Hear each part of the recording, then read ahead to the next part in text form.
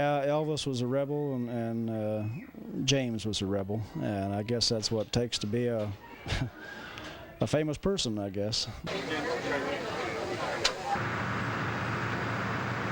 Yeah, I really became a big fan of James Dean. First time I came down here, I hadn't seen any of the movies, and I had seen one picture, which was Faded. So I was really winging it. You know, came down with a black jacket and some weird looking shoes. But yeah, I'd say I'm pretty well knowledgeable to James Dean now. So.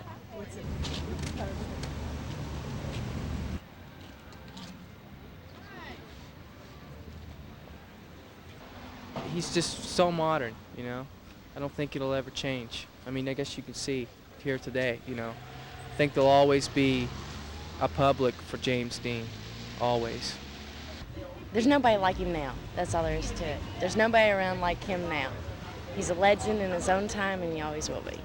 That's the way I see it. I just think he's great. It's difficult to say, but he's handsome and good actor. And I guess there is a lot of fun in Japan. Oh, I think it was his shyness. He sort of represents all the wonderful shy guys. My daughter got interested in him, so we started bringing her down, and we've come every year down here, you know. And I got to know a lot of people in town here, Dave and Lenny and quite a few others, and I look forward to every year coming down here, meeting, you know, our friends and seeing the sights and all that, you know. That's right. It's like an old home week, let's put it that way, you know what I mean? And they treat you nice in here. They're very friendly, you know, and laid back, and get away from all this wild humdrum city life, you know, and it's real natural living down here, you know. I think that what he had was timeless. Just the quality he had of just being an artist, being a little bit different from, you know, the average person, and that's timeless. Sylvie Bongavani. She's the one that said the people they're getting in now as members is this kids coming in from high school. That's going to pretty soon going to be their majority membership. And it's always before been the ones that really remember Jimmy. After all, the older members are beginning to disappear. And there are a few that have already gone. And here comes these kids, though, and that's what they're getting now for membership. We've met people from all over the world here, from Japan, England, everywhere. You just, like during the week, come up in the middle of the day and you'll see people out at the graveyard. Jack of all trades and master of all.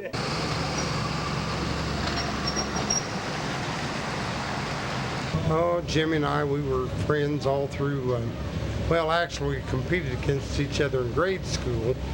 Then when we got to high school, why we, you know, went to school together, run around together. We were friends most of our school years. And then, of course, we got together, you know, after he come home in 55 his last trip. And we kept in touch over the years, and, you know, just a real good friend. Yeah, when I came out in 1980, we walked from the campground to the cemetery with Martin Sheen. Yeah. What do you think was the best year since then? Is that one of the best? Yeah, one of the best ones, Martin Sheen, yeah. He was nice. He gave a lot of people autographs. He talked to people. And he led the funeral, you know, the procession to the cemetery. So it's pretty nice. And him and I are the same size. We walked together out to the gravesite from the campground. And there was I think there was a whole lot of people that day for the 80s, you know, for the 25th anniversary. It was a nice get-together for the first time, you know. Because I always saw him on TV and the movies, and I first met him in 1980 when I first came out in 1980. Jimmy was somebody that nobody could ever figure him out whenever he was alive, and there's still people trying to figure him out today. It's basically a book of 4 poems 3 of them have to do with the 3 films, highlighting the major scenes, and the 4th one has to do with his life. And we've got some photos in here that David provided me with, David Lohr, and the young artist Mark Heckman did these illustrations and painted the cover of the book. And it's pretty simple. It's not real dramatic or anything, but it is in an hour you can read it, and it's sort of a recap of not only the movies but his life. It's basically a novel, but it's set in New York and LA in the 1950s. James Dean's kind of the central character that carries through. So it's somewhere in the borderline between a novel and a biography. What made you start writing it? Actually, it started out originally as an assignment for school. Where I went to college, for the 3rd year, you have to kind of do an extended project. And it started out as that, and now it's carried over into something that I want to finish and publish.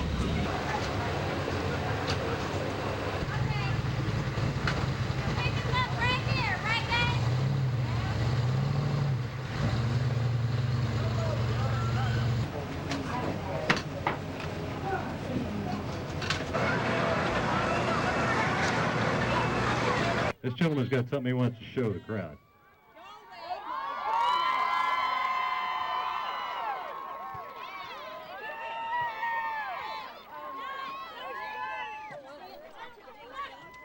Our next contestant is Jim Sorg from Fort Wayne, number 263.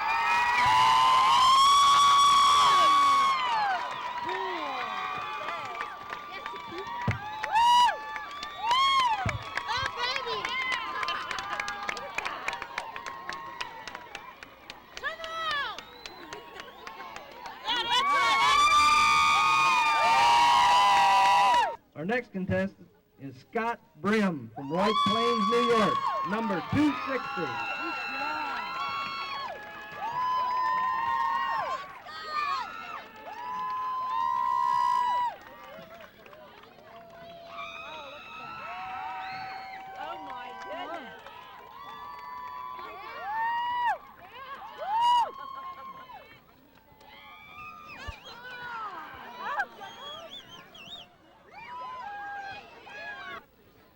Next contestant from California, number 258, Jeff Nelson.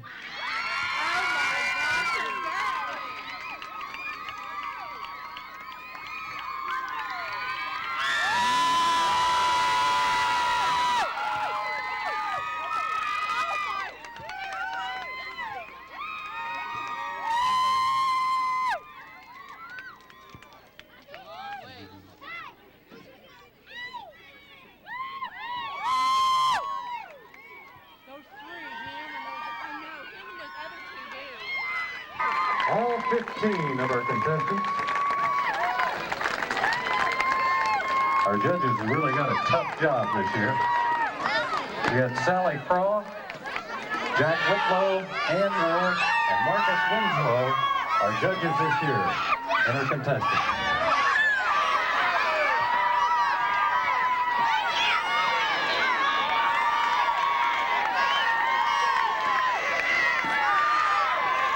Take a look at them, folks.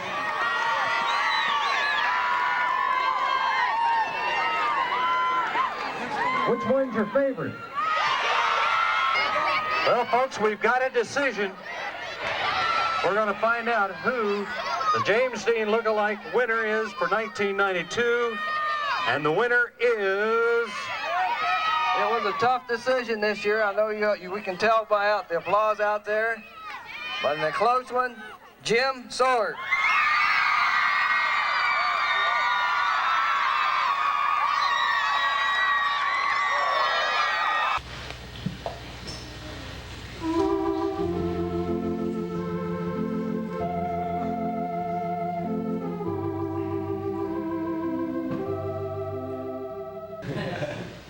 More than once I've driven down here from Marion in the motel and I see Arnold walking. And I've given him a ride. I said, Arnold, why are you walking? He says, because I want to go to Fairmount. Can't get any closer than that. Arnold isn't here this time. I think it's first September 30th I've been here. Arnold hasn't been here. He had to go back to New Jersey early to have a medical problem and his knee taken care of. And in lieu of Arnold's presence here, he asked Becky to read his poem. Arnold normally reads this at the gravesite. Becky opted to read it here today. It's a beautiful piece. Arnold composed it.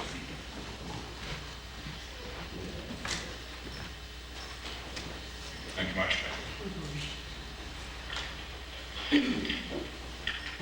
Good to see everyone today. Kathy and David, Marion, Mark, Bill, Larry and his mother. I'm sure that all of us who have been coming for a while miss Arnold today. Arnold walked from the Days Inn to my house, which is South Marion, a couple of days ago. He said, I walked to your house yesterday, but you weren't home, so I decided to try it again this morning. And for those of you who don't know, that's quite a walk. Arnold was operated on this morning for bone cancer, and that's why he can't be with us today.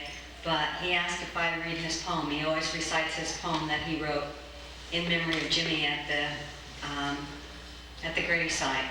But I've opted to read it now for him. And I would ask that all of you who know Arnold, and those of you who don't, be sending some real good positive energy his way as I read his poem, and I'll pray that he'll be back with us, healthy and happy and walking as usual next year.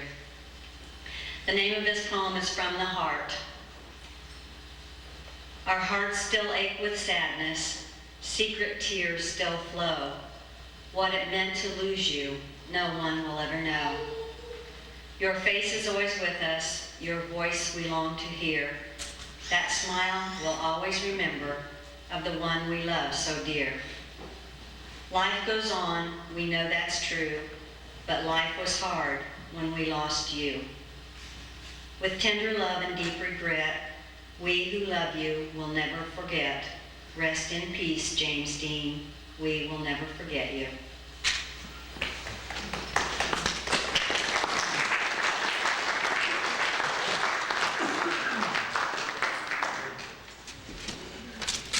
Arnold will be back in spades. He has that character, that quality about him, that you can take it to the bank. Good to see everybody here. I'm just going to read a quote, something that Jimmy said in 1955 when he was working on Giant. When I first arrived in New York, fresh off the farm, and with hayseed still in my hair, I admit I was frightened, terribly frightened. The tall buildings of the city seemed to be closing in on me. And although I tried to break down the doors to every theatrical agency, nothing seemed to happen. For a while I was discouraged, but then I decided that a challenge had hurled my way, a challenge to beat this thing they call big city fear. So I just kept plugging away, confident that in a short while I would be given the break I had been looking for. Is there anyone here who does not know? Believe it or not, 2 years ago, a fellow was standing in the back corner and said, "Excuse me, ma'am, could you tell me who you are?" And then again, in spades, Adeline proceeded to tell him. Adeline, no. Well, I have a couple of poems. One of them is from Dion Purcell. She is from New York City and sent me a book of her poems. She just started to write because she has something to write about. And it's interesting, she says people can write if they just take the pen in hand and try. We miss you, Jimmy. We miss you since you've been gone. The sun does not shine as brightly. Stars have lost some of their bright glitter. The moon has lost part of its glow. We miss you, Jimmy. The waves don't break as gently. Sands of time have stood still. Your love, charm, and warmth are gone. We miss you, Jimmy. Your smile, your soft voice, so nice to hear. You reached out and touched me. You were the dean of all men. That's one that I selected from her to read to you today. I'd also like to read this final verse. This is to me the loveliest and saddest landscape in the world. It is the same as that on the preceding page, but I have drawn it again to impress it on your memory. It is here that the little prince appeared on earth and disappeared. Look at it carefully so that you will be sure to recognize it in case you travel someday to the African desert. And if you should come upon this spot, please do not hurry on. Wait for a time exactly under the star. Then, if a little man appears who laughs, who has golden hair, and who refuses to answer questions, you will know who he is. If this should happen, please comfort me. Send me word that he has come back. This is the picture. Thank you.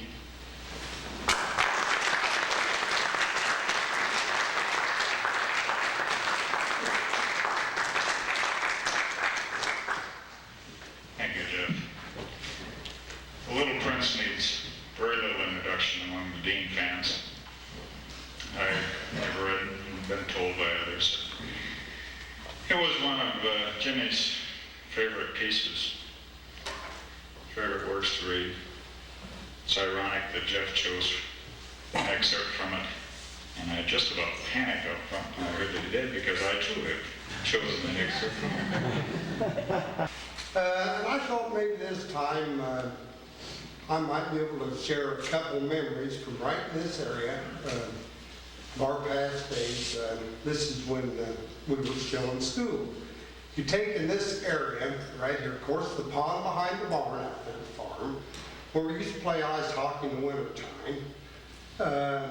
In the summertime, I can remember that pond had moss all over it. And we had a telephone pole in there. But what we would do, we'd fix up a diving board, and one of us, or two of us would take the log and skim the moss off while the other one would dive in. And they just hope you didn't dive and go too far, because if you did, you'd come up green. You'd come up on the other. What an awesome view I've got right now. Nobody else in here has got it. This is super. Mr. Nicky Bazooka.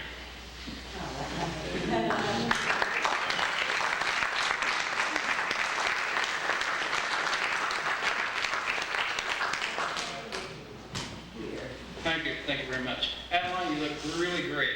It's good to see you. In fact, it's good to see all you folks here today. It's Wednesday's the middle of the week. Most of us normally working stiffs wouldn't normally be here.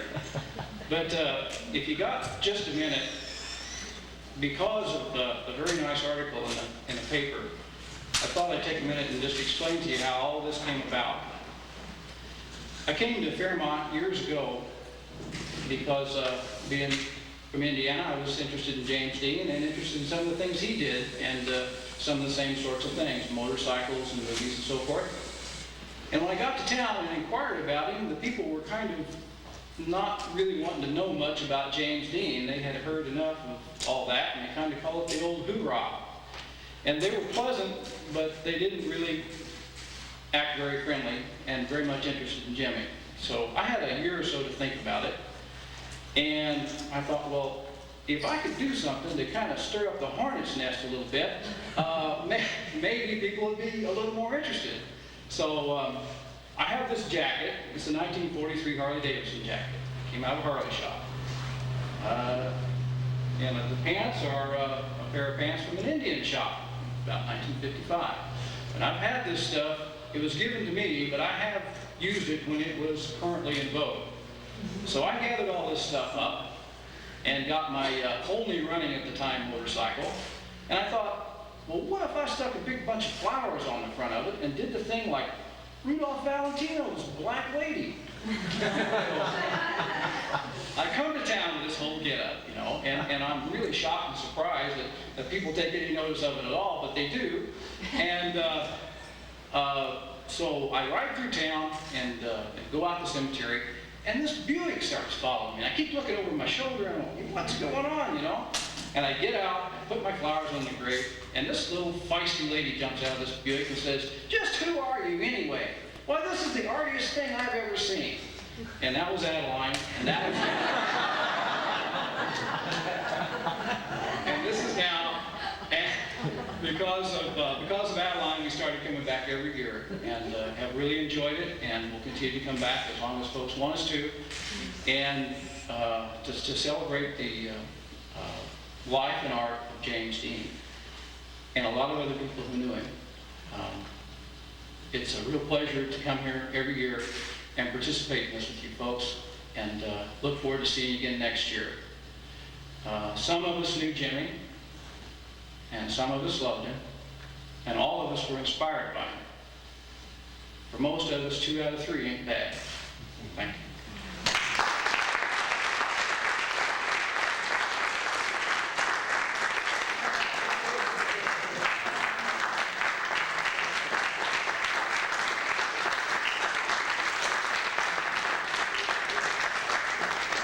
If there is nothing else, then shall we retire to the cemetery, Adeline, at your lead? It's time to go. Thank you so very much for attending, and we'll now go down and take our walk to the cemetery and continue the memorial there.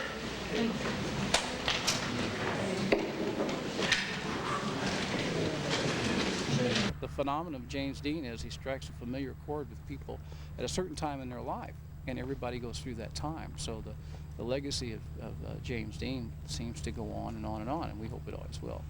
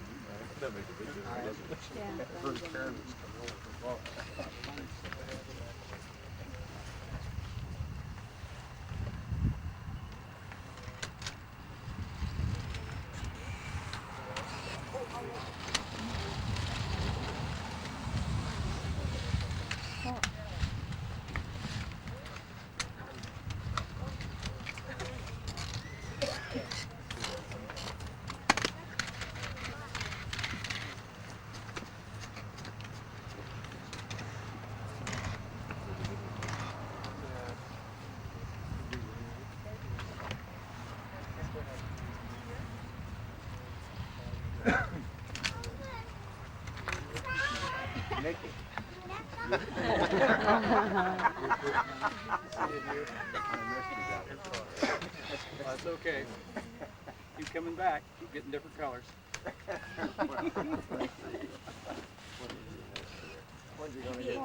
I think yellow.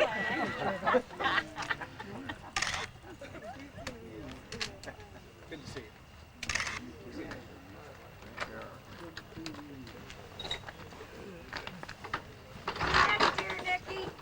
Okay. Will it be California, Florida?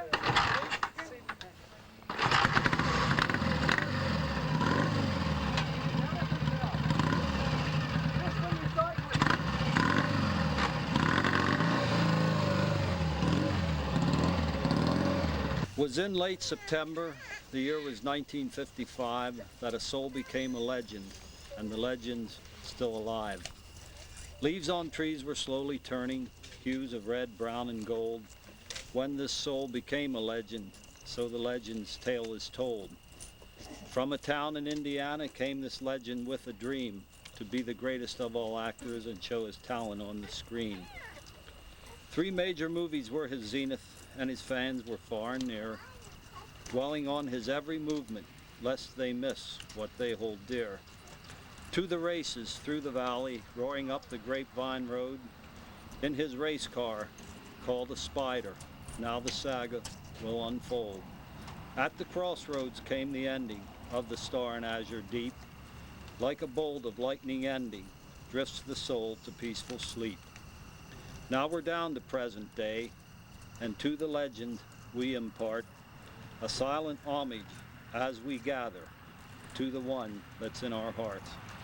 God is good to Indiana, a soul he gave us to be seen. and the soul became a legend, and the legend's name is Dean. Well, it's always impressive. It really is.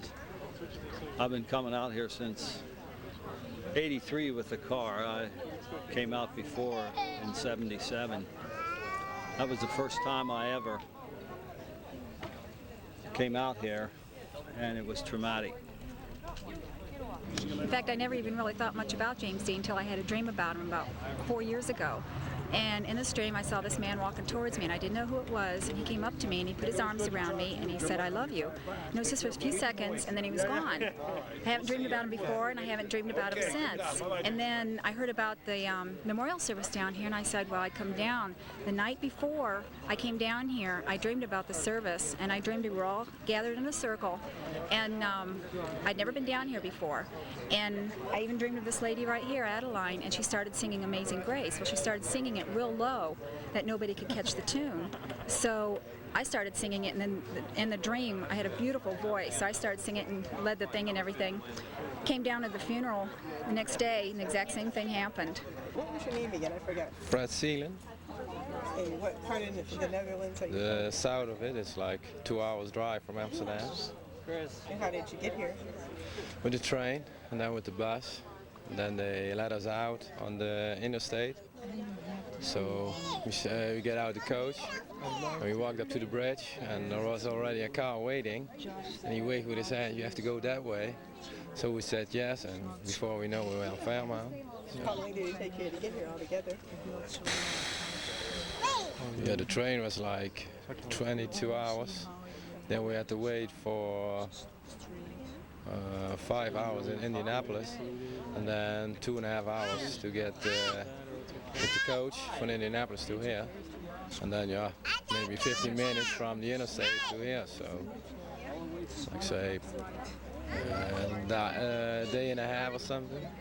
I come up here every year, drive my '55 Chevy. And I was born in '55, and it all revolves around James Dean. The tone of the event seems to be right. You know what I'm saying? In a way that part of the weekend almost has a carnival atmosphere to it. But the service is much more focused on him and the intense feelings that people have about him. And that seems to me to be, unusually fitting. There's a feeling there. I can't explain it. I don't know. It's just there. All I know is when I walked out of that movie house after seeing East of Eden, that mesmerized me, I'm telling you. See, my old man and I didn't get along either. And I could relate. I mean, I could relate right away. And I always remember what Martin Sheen said. I'll put it a little different. There were two pillars in the 50s, Elvis and Jimmy. Elvis changed the music, and Jimmy changed our lives. Back home again in Indiana, and it seems that I can see the gleaming candlelight still shining bright through the sycamore for me. The new moon haze sends all its fragrance through the fields I used to